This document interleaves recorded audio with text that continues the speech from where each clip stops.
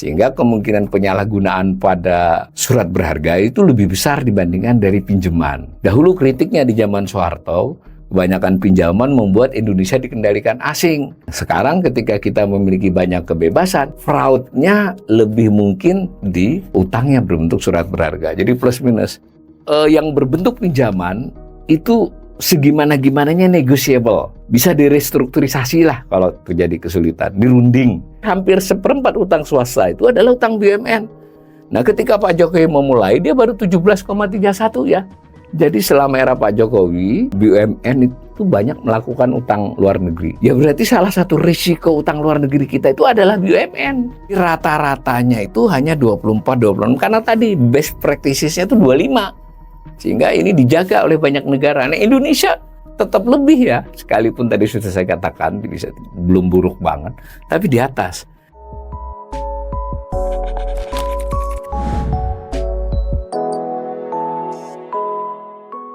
Posisi utang luar negeri Indonesia Juli 2024 rilis disertai dokumen pelengkapnya itu disampaikan kemarin 19 September, tetapi kondisi di dalam tabel-tabel yang tersedia di dokumen tersebut sampai dengan kondisi 31 Juli 2024. Judul rilisnya itu adalah Utang Luar Negeri Indonesia Juli 2024 tetap terkendali.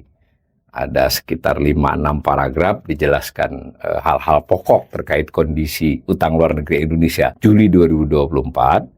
Dan sebagaimana biasanya nuansa penjelasan itu adalah memberikan gambaran yang positif, baik, kondisi baik-baik saja, di depan akan masih baik lagi.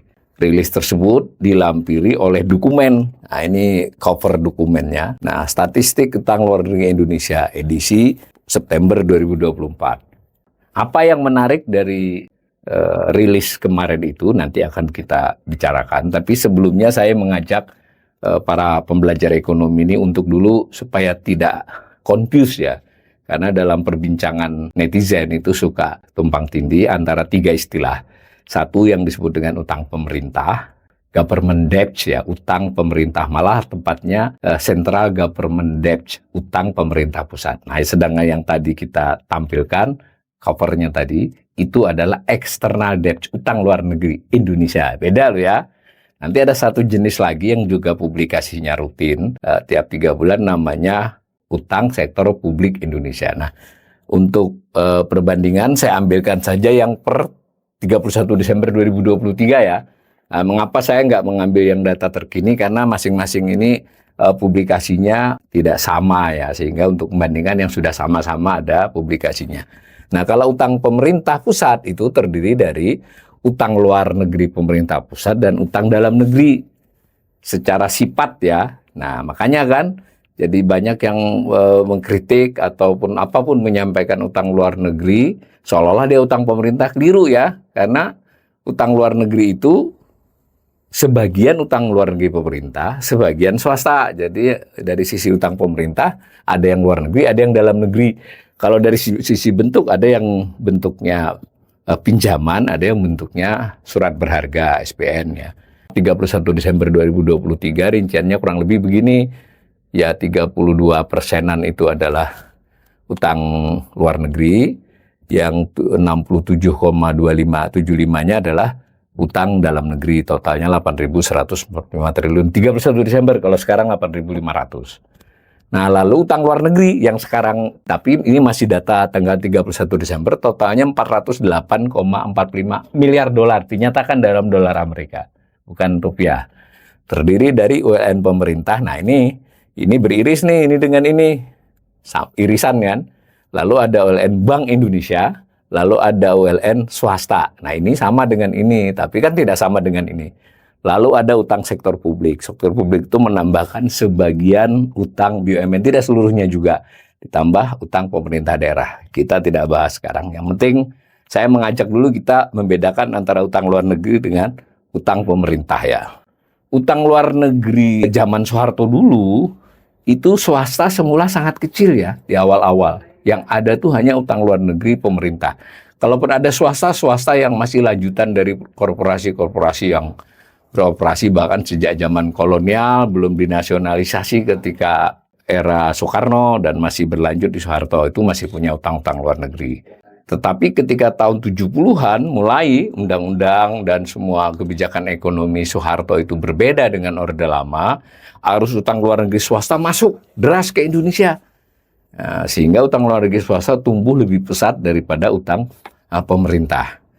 Pada tahun 1980 misalnya, utang swasta itu sudah 14,3 miliar. Jadi sudah mendekati utang luar negeri pemerintah pada saat itu. Dan pada akhir 98, sebenarnya sejak tahun 90-an 93 itu utang swasta sudah melampaui utang luar negeri pemerintah. Salah satu swasta yang banyak berutang itu bank, gitu ya. Nah, sehingga pada tahun 98 itu utang luar negeri swasta itu mencapai 83,56 miliar dolar. Nah, dahulu aturan-aturan belum seketat sekarang, sehingga utang-utang luar negeri swasta itu banyak yang publicly guaranteed ya, artinya public guaranteed itu dijamin oleh pemerintah, sehingga pada waktu terjadi krismon itu banyak utang swasta yang diambil oleh pemerintah utangnya gitu. Terus tidak seluruhnya tapi banyak sekali. Sehingga utang luar negeri pemerintah menjadi meningkat, utang luar negeri swasta menjadi menurun. Nah, ini saya sampaikan tabel ini dari buku saya. Dulu saya pernah menulis buku tahun 2008 ya, atas studi sampai 2007 waktu itu. Di buku saya berjudul apa ya, kalau tidak salah ini judulnya Utang Pemerintah Mencekik Rakyat. Saya tulis dengan teman saya. Ini ada tabelnya bagaimana perkembangan utang pemerintah dan swasta tapi dinyatakan dalam juta dolar. Di mana pemerintah semula lebih sedikit tahun 97-98 karena krisis, pemerintah kembali lebih banyak karena mengambil alih hutang swasta semacam itu. Lalu kalau digambar dalam bentuk grafik ke sini ya seperti ini. Kita tadi sampai pada pengumuman bulan Juli 2024 ini. Totalnya adalah 414 miliar dolar ya. Yang Juli ini ya, terdiri dari utang pemerintah dan Bank Indonesia 219 miliar, lalu utang swasta 195 miliar. Nanti utang pemerintah dan Bank Indonesia itu dibagi dua, utang pemerintah dan utang Bank Indonesia. Totalnya 414. Kalau dilihat gambar ini, publikasi Bank Indonesia tadi yang memberi judul tetap terkendali, ya benar juga sih, karena naik dari akhir tahun 2023 atau dari akhir Juni ya, di sini tidak ada ditulis, itu pelan saja naiknya.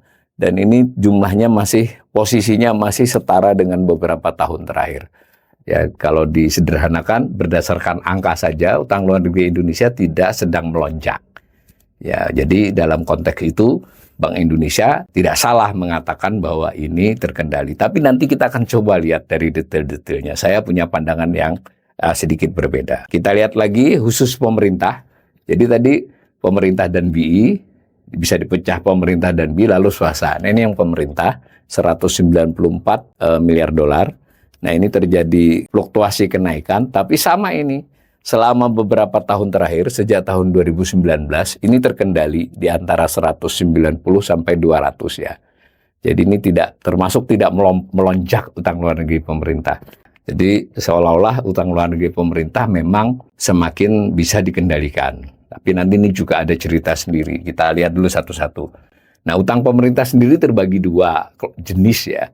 Yang bersifat pinjaman loan langsung kepada para pihak. Jadi kepada negara lain, kepada bank sentral negara lain, kepada konsorsium, jadi lembaga internasional atau konsorsium, atau kepada bank komersial. Jadi kepada pihak langsung lah. Dan biasanya utang tersebut terkait proyek. Jadi misalnya pembangunan jalan kah, bandara kah, atau proyek-proyek apa. Jadi utangnya itu terkait proyek kebanyakan. Ada sih yang berupa tunai, tapi tunainya juga terkait dengan program tertentu. Prinsipnya kalau pinjaman ada kontrak kepada pihak langsungnya. Nah, sementara yang berupa surat berharga, sekuritas, atau kita di sini mengenalnya sebagai surat berharga negara, atau obligasi dalam bahasa textbooknya, itu utangnya kepada surat. Siapapun yang membeli dan memegang surat itu, ya semua plus minus ya.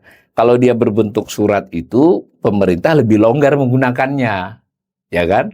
Yang penting dapat duitnya, yang berutang ke siapapun dan di situ boleh dipindah-pindah krediturnya. Sebagian besar boleh dipindah-pindah. Sementara kalau pinjaman kan nggak mudah tuh. Dari sisi keuntungan itu, tapi dari sisi keuntungan yang lain, justru yang pinjaman itu lebih nyata, maksudnya lebih terkontrol.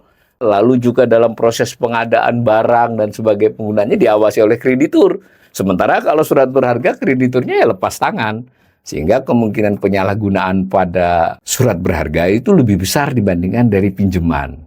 Dahulu kritiknya di zaman Soeharto, kebanyakan pinjaman membuat Indonesia dikendalikan asing.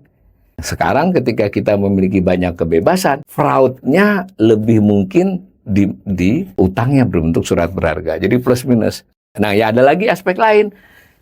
Kalau yang berbentuk pinjaman itu segimana-gimananya negotiable. Bisa direstrukturisasi lah kalau terjadi kesulitan, dirunding. Tentu tetap kesulitannya tergantung jenis utangnya, tetapi secara umum bisa dilakukan ya.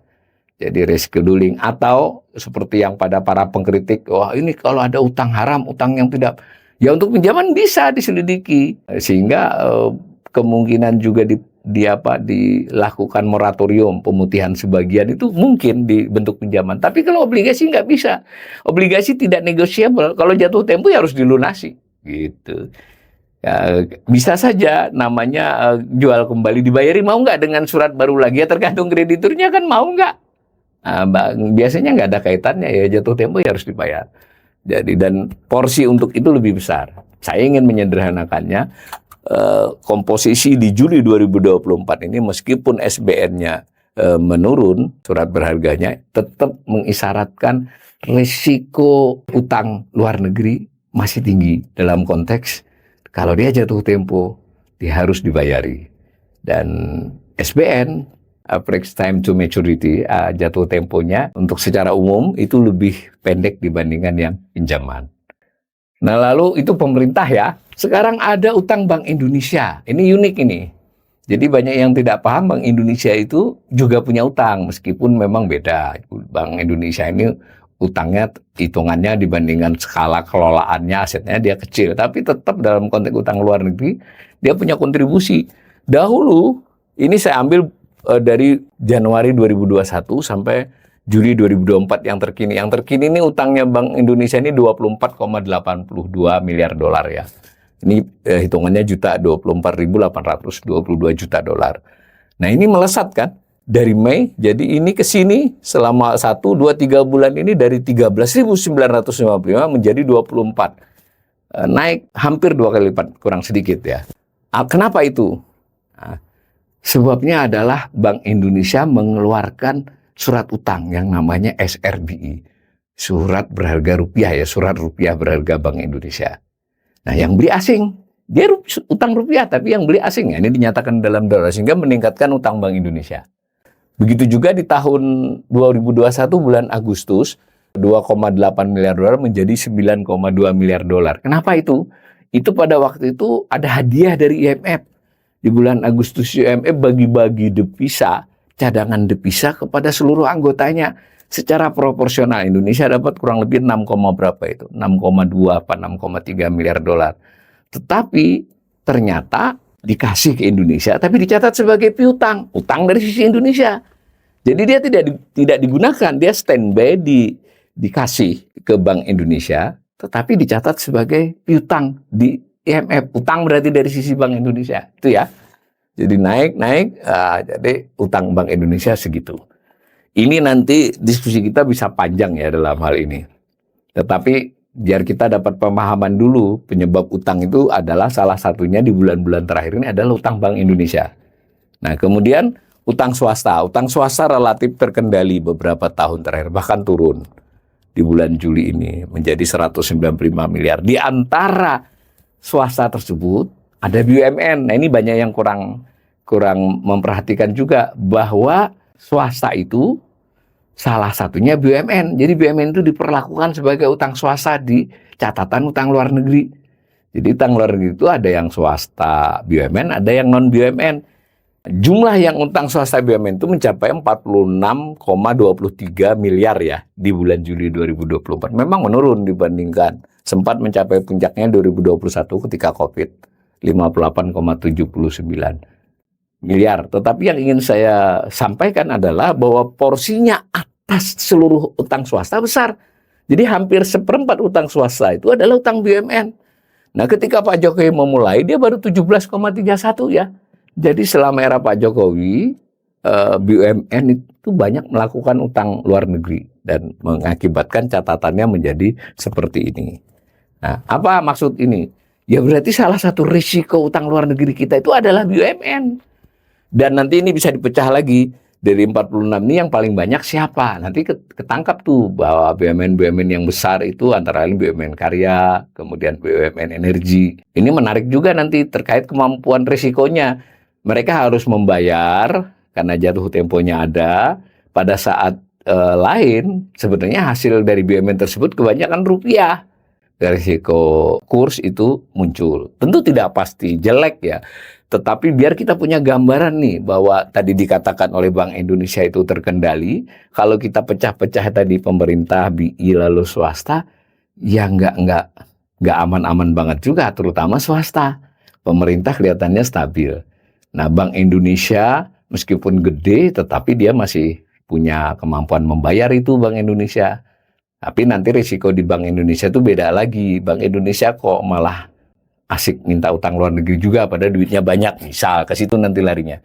Nah, lalu kita bisa menganalisis sajian dari Bank Indonesia tentang apa yang disebut dengan rasio utang luar negeri dengan PDB. Kita sudah terbiasa kan rasio utang dibagi PDB, tapi utang pemerintah yang 39%, 40%. Jadi beda ya ini ya.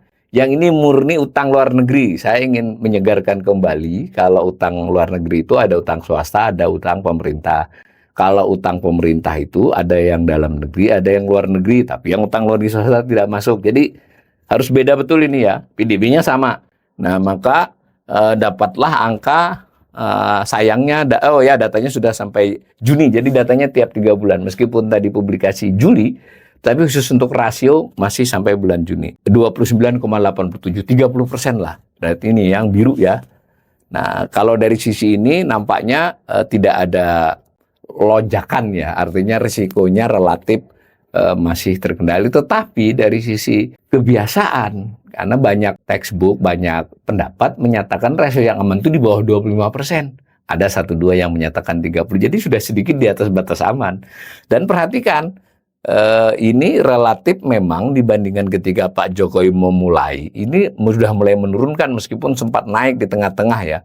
Tetapi dibandingkan masa-masa kita pernah mencapai 25, ini tetap ketinggian. Jadi ini kita pernah sempat 25 ya, 26. Tapi so far bagaimanapun untuk kasus rasio utang luar negeri terhadap PDB ya tampaknya masih terkendali.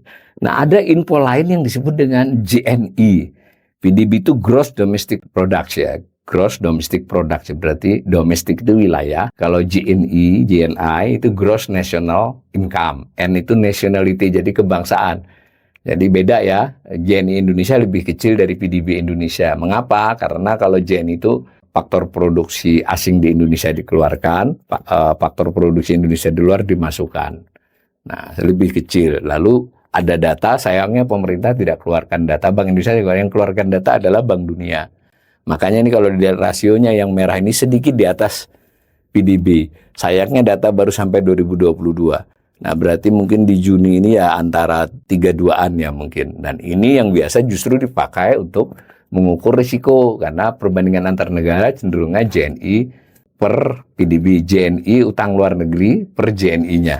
Nah, ini ada informasi. Sayangnya juga masih sampai tahun 2022 dari dokumen internasional Debt Statistik 2023, datanya sampai 2022. Nah, tadi kan ini sama dengan yang ini nih. 30,9 kan ini. Yang 2022 ya, yang merah ini. Nah, kalau kita tarik ke sini, ini mirip ini. Karena sama-sama berinduk ke IMF. Tetapi yang ingin saya sampaikan di sini apa? Rata-rata negara berpendapatan bawah dan menengah. Indonesia ada di dalam sana. Indonesia pernah lower middle income, sekarang upper middle income, pokoknya masih masuk middle income. Nah, rata-rata itu yang merah ini. Jadi rata-ratanya itu hanya 24, 26, karena tadi best practices-nya itu 25. Sehingga ini dijaga oleh banyak negara. Nah, Indonesia tetap lebih ya, sekalipun tadi sudah saya katakan bisa belum buruk banget, tapi di atas. Dan di tahun 2023-2024 ini kemungkinan di kisaran 32 tadi, 31 sampai 32. Artinya sudah ada sinyal sebenarnya utang luar negeri Indonesia ini risikonya sudah ada cukup besar. Tidak besar banget tapi sudah mulai kelihatan.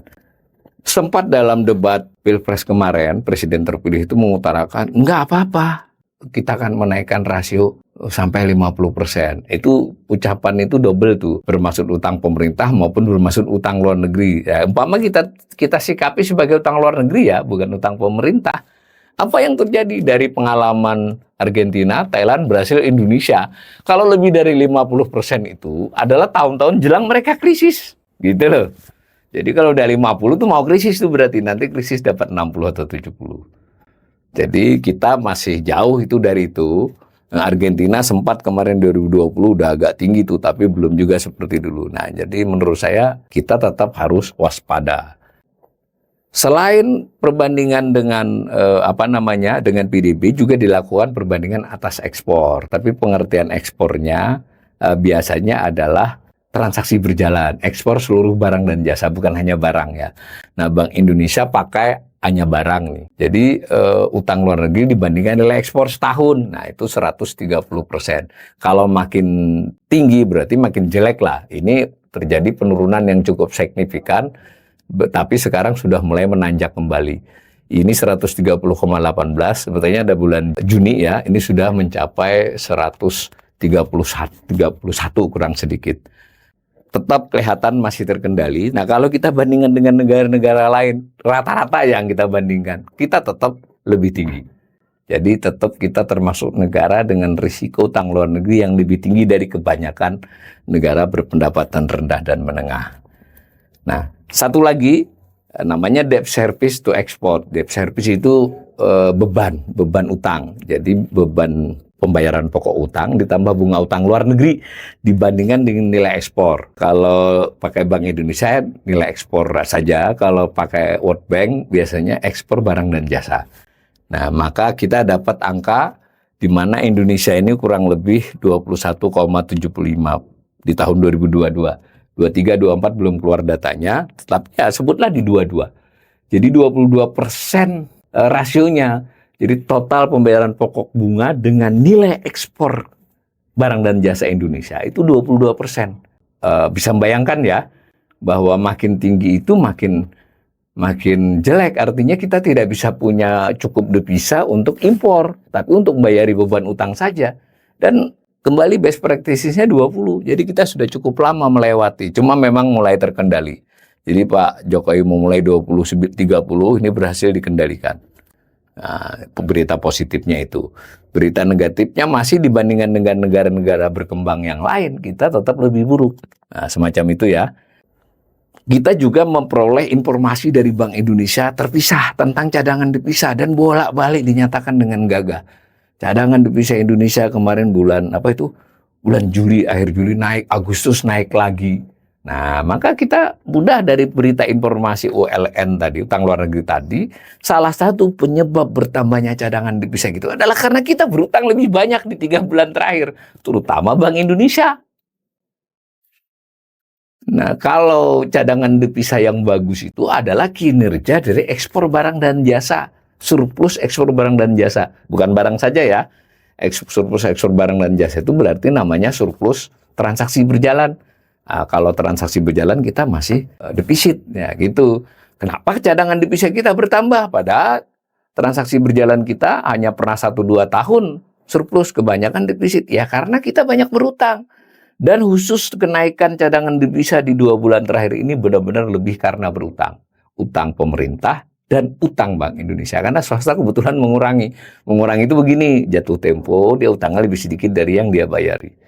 Jadi tadi kita sudah lihat, salah satu sebab cadangan devisa bertambah itu tahun 2021 nih. Karena kita dikasih oleh IMF, diutangi sukarela.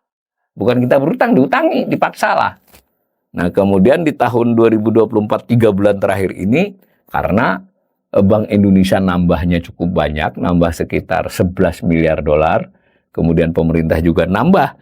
Nah, berarti kan sebenarnya karena kinerja transaksi berjalan, justru mengurangi cadangan devisa karena ngutangnya banyak, maka bertambah. Ini merah ini saya kurangkan dengan hadiah IMF. Jadi dengan cara melihat seperti ini, saya mendiskon rilis dari Bank Indonesia tadi. Sepintas dari angka-angka agregat utang luar negeri, kondisinya seolah-olah masih terjaga.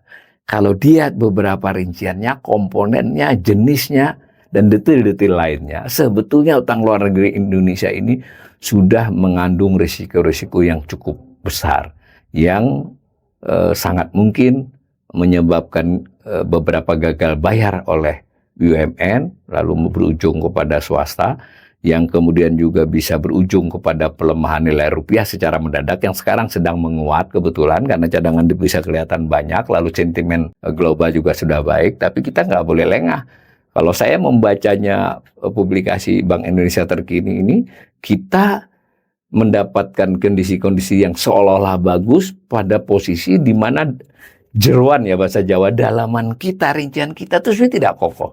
Masih mudah sekali dengan peristiwa-peristiwa tertentu dan kejadian-kejadian tertentu untuk mengalami pemburukan yang tiba-tiba. Mudah-mudahan sih tidak terjadi, tetapi saya sebagai pelajar ekonomi perlu mengingatkan kita semua bahwa kondisi utang luar negeri kita tidak terlampau bagus sebenarnya.